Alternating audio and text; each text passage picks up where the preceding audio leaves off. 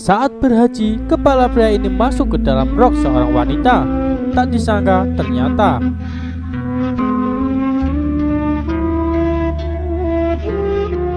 sering kita mendengar cerita bahwa banyak sekali jamaah haji atau jamaah umroh yang mengalami pembalasan atas perbuatan buruknya atau perbuatan baiknya kala di tanah air. Contohnya, ada orang yang waktu di tanah air suka menghujat orang. Tahu-tahu di tanah suci mulutnya jadi mencong-mencong.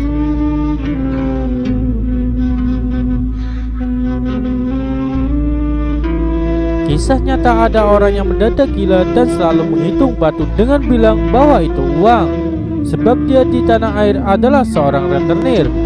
Alkisah, ada orang yang tidak bisa melihat Ka'bah padahal dia sedang di area mat'af atau tempat tawaf. Kisah nyata tentang orang yang selalu tersandung setiap jalan dan bilang kok banyak batu padahal dia sedang di Masjidil Haram dan sebagainya.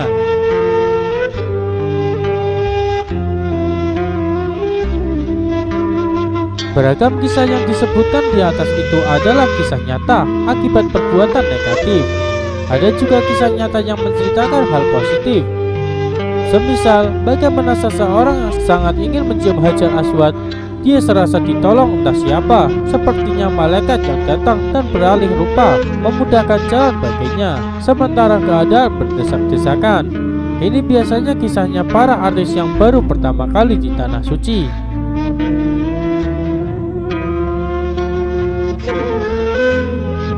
Nah, kali ini ada kisah nyata yang unik, diceritakan oleh salah satu pembimbing haji travel terkemuka di tanah air, tentang seorang pria yang akhirnya benar-benar taubat setelah kepalanya terjebak dalam rok seorang wanita di depan Ka'bah.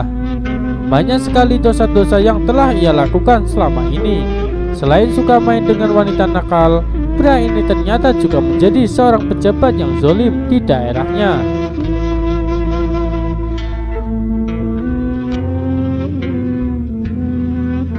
Saat sedang berhaji di Mekah, dia sangat menyesali segala perbuatan buruknya.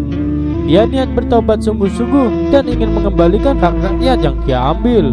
Ketika di depan Ka'bah, dia meratap-ratap pilu, menangis dan bersujud lama.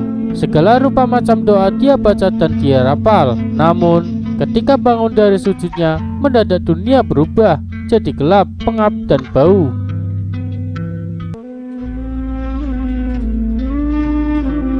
Bukan main takutnya sang koruptor tadi. Makin kencanglah tangisnya dan semakin takut dia. Berjuta-juta sesak keluar dari seluruh hatinya. Sujud makin panjang dan setelah merasa lama dan hatinya lega dengan tangisnya, dengan agak takut dia bangkit kembali. Pelan-pelan dibukanya matanya. Seketika dunia telah kembali seperti sedia kala.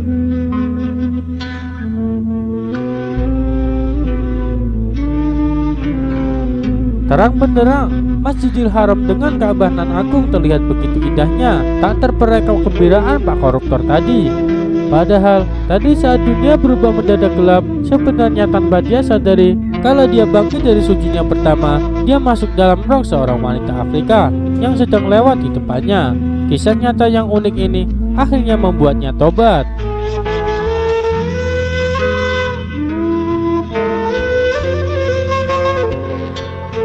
Meskipun cuma masuk roknya seorang wanita Afrika bertubuh tinggi dan besar, namun yang menjadi catatan, apakah bertaubat, berbuat baik, merenungi segala dosa itu saat hanya sedang berada di tempat yang suci saja. Memang momennya bagus, tetapi tidak seharusnya seperti itu. Begitu juga masa berbuat baik, merubah penampilan jadi lebih saleh hanya semisal pada bulan puasa saja.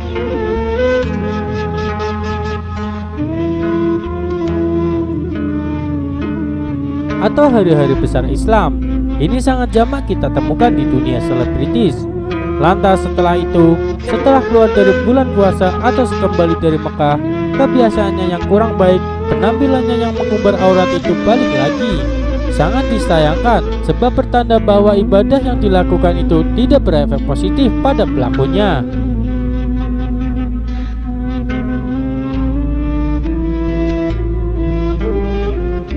Sebab ibadah yang diterima oleh Allah bukan sekedar penggugur kewajiban, adalah ibadah yang memberikan dampak positif pada pelakunya. Andai semisal kita kok sehabis ibadah dengan ketakwaan kita biasa-biasa saja, atau malah kelakuan kita semakin porak-poranda, maka kita harus tahu bahwa ibadah kita tidak berefek apa-apa, mesti menata niat.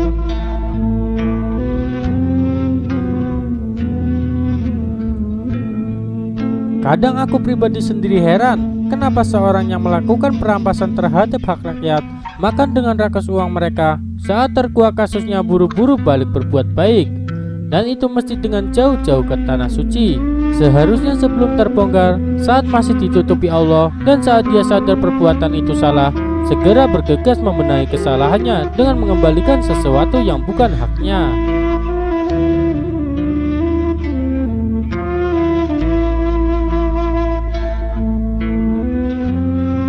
Dan tidak harus ke tanah suci, tapi taubatlah di tempat.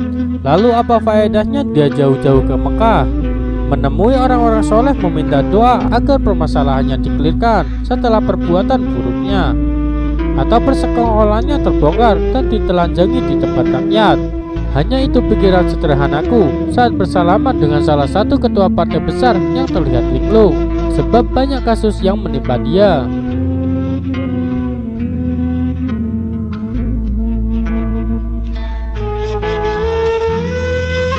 Padahal Pak Ketua ini terkenal dengan kecerdasan dan kecemerlangan karirnya saat masih mahasiswa. Apa entah karena keluguannya di dunia politik sehingga dimanfaatkan oleh teman-temannya, atau memang karena kerakusannya.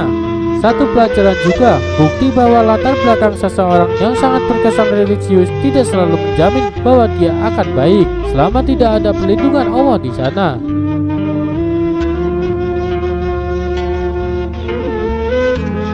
Sebab apapun keadaan kita, perhitungan adalah tetap pada bagaimana akhir kita nanti, bukan pada kita ini siapa, dari keluarga apa, belajarnya apa, kontribusinya apa, tapi pada akhirnya baik, husnul khotimah atau sebaliknya. Nauzubillah min dzalik.